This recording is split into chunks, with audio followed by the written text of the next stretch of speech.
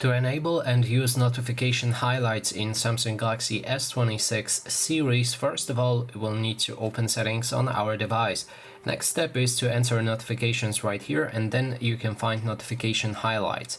If you enter it, there's two options for it. First one is prioritize notifications.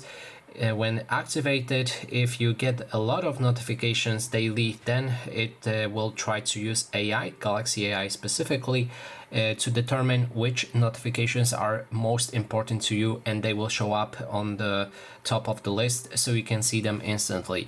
You can use this feature, as I said, it uses AI, and keep in mind that it's only supported by those languages that are listed right here. Next option is called Summarize Notifications, which in my opinion is more interesting. You can activate this option, and then it will show you a short summary for the conversational notifications. So if you have conversations, it will like Messenger or WhatsApp or something like that. If you'll receive a lot of messages, it will try to summarize them so that you don't need to read a wall of text. Instead, you will get a brief summary of what people sent you. And that is basically everything. Thanks so much for watching.